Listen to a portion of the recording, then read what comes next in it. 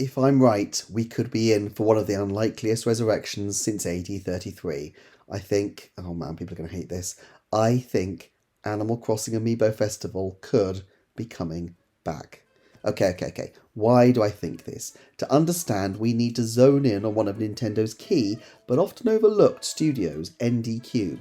Staffed mainly by former employees of Hudson Soft at first, the company was bought out by Nintendo in 2010 and to this day is still most famous for its work on the Mario Party series.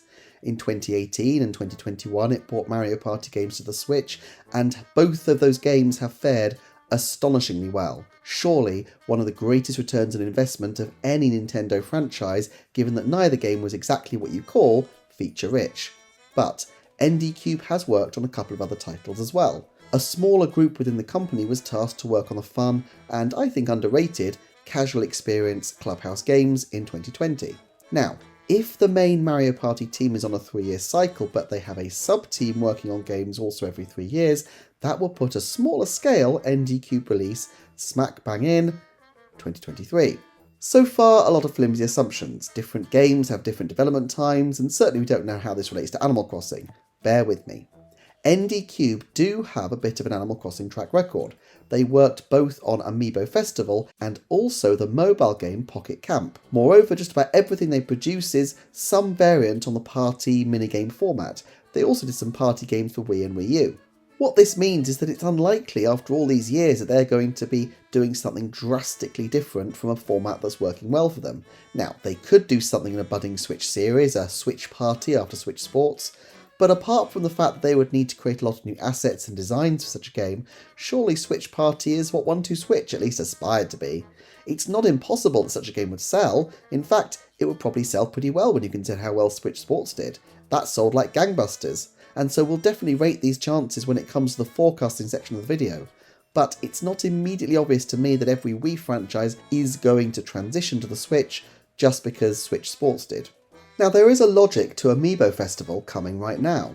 At some point soon, the Switch is going to be superseded by new technology, and sales of the Switch are already dipping. Perhaps of more concern is that sales of games are also dipping. Now, Nintendo has revealed some plans to tackle this, and having special edition OLEDs like Tears of the Kingdom and the Splatoon OLED was clearly part of it, but special edition OLEDs by themselves are not going to fill the gap, and setting up a new hardware and making sure that it builds up an audience base, that is slow work. You need something to fill the gap. But Nintendo has solved this problem before. In fact, it was exactly the problem that they were solving with Amiibo Festival when it released to incredible indifference, and in some cases outright derision, in 2015. The Amiibo line is great for Nintendo because it's collectible and encourages people to keep buying more and more. But with the success of the Switch, it's gradually receded in importance. However, if there's one game that benefits hugely from Amiibo, between the Amiibo cards and the figurines, it's Animal Crossing. There is huge potential for an Animal Crossing game to capitalise by selling additional Amiibo cards or peripherals. Meanwhile, Animal Crossing itself is in an interesting situation.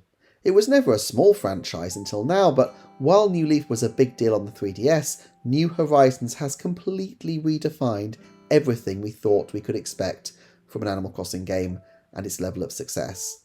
But with the game no longer being supported with new content despite sales trickling upwards inexorably towards 50 million, it feels like there is scope for more in the Animal Crossing universe before the next game arrives in the mainline series. Remember that the 2010s had multiple Animal Crossing games between New Leaf and New Horizons. There was Plaza, Happy Home Designer, Amiibo Festival, Pocket Camp.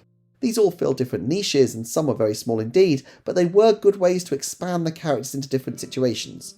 It's certainly true that the Happy Home Paradise add-on was the equivalent of Happy Home Designer on the 3DS, but maybe there'll be other things besides DLC. It feels like the Animal Crossing New Horizons game is done for DLC, but perhaps there are other options, and one of those might be an Amiibo Festival game. So, if Amiibo makes sense and Animal Crossing makes sense, why task NDCube to return to a title that so definitively and dismally failed? Well look, the sales of Amiibo Festival were dismal, but a lot has changed since then.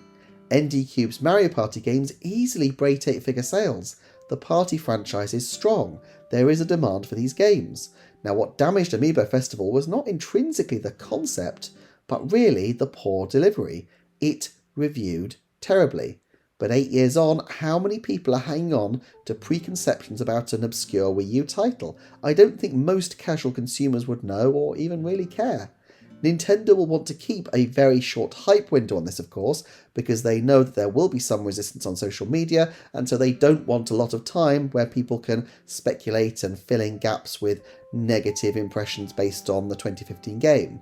They need to launch the game to an absolute wall of hype, and there is some risk. NDCube have been criticised for both their Mario Party games on the Switch for creating relatively slight experiences. If this new Animal Crossing party game looked like some kind of cheap cash-in, it would damage the reputation of Nintendo and also Animal Crossing. But I do think the core concept is about as sound as it ever was, and I think Nintendo can be pretty pugnacious in pushing forward ideas that they think have potential. I could well imagine them pushing to make Animal Crossing a party franchise again, but perhaps with an even closer eye than normal on quality control, because they know this one will receive serious scrutiny, because unlike their other games, there isn't that nostalgia factor for the franchise. Okay, let's get to forecasts, and there are a few considerations here. Firstly, is there likely to be an NDCube game in the next year? They're certainly overdue. This June will be the longest stretch of time without an NDCube game since they started working with Nintendo. However, they could also be developing a title for the new system, or doing support work. Absence of evidence isn't necessarily evidence of absence. If we're going to be specific and say before the end of December, the chances are lower, but not insignificant. I'm going to say there's a 50% chance here that NDCube launches a title before December is out. Now, assuming they do launch a title, what will that title be? Mario Party would be a little surprising since there are already 2 on the system, but then again, they are huge sellers and Mario is in a bit of a sleepy phase. There's almost certainly going to be a Mario plus Sonic at the Olympics tie-in, but if Mario Party takes a holiday spot, Mario and Sonic could slide into the spring fairly easily. And let's be honest, if Nintendo wants a massive selling game, Mario Party is the one to put into their holiday window. Indeed, it's hard to think of another franchise that's likely to release which has higher sales potential than Mario Party. It is, as I've already said, a reliable 8-figure seller, and Nintendo, although it's got a lot of different games, doesn't have a huge number of those. There's not going to be a Pokemon this year because they just released Scarlet and Violet. What is it that they're going to fill their schedule with? Well, Mario Party would certainly be a pretty big hitter. Also, bear in mind that Superstars was a remake of many old boards and not a full original Mario Party. We haven't had one of those since 2018, and it does seem in many ways a bit late in the system's life cycle. Then again, it seemed very late to be adding on DLC for Mario Kart, and yet that happened last year and is continuing this year. All things considered, I'd rate it as a 30% chance that the next game NDCube produces is a Mario Party title. Then we have the possibility you can't discount of some random generic party title. Switch Party, or perhaps some other tie-ins such as another Sing Party game.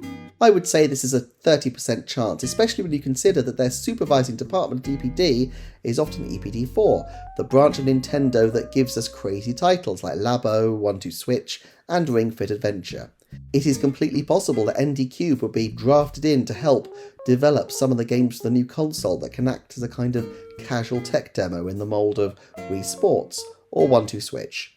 But as for Animal Crossing, well, you be the judge. I reckon there's a good 30% chance on this one as well. The potential is there to expand the Animal Crossing franchise, to engage people who love the Animal Crossing New Horizons game, to sell more Amiibo figurines and more Amiibo cards, and to create a secondary market in Amiibo cards and figurines that will help bridge that gap between the decline of the Switch and the rise of the next system. Obviously, the longer we go without an Animal Crossing game emerging, the more the odds will change. If a new system releases early next year and we haven't had an NDCube title, I would expect them to progress to Mario Party as a priority. After all, those games are huge sellers, and the earlier it releases, the longer it has to continue to sell as an evergreen title. However, NDCube remains one of the more mysterious of Nintendo's companies. For a company that produces reliably Mario Party games, there's still a lot of questions to be asked about exactly what else they are doing and what else they are working on. I, for one, will be watching closely, as I do think there is a strong chance we will see more in the near future. If you enjoy these developer deep dives, check out this playlist, which contains the videos I've produced focusing on different studios so far. I hope to keep doing more of these studio deep dives, so let me know which Nintendo development partner you would like to see featured next. As ever, thank you so much for watching, take care, see you soon.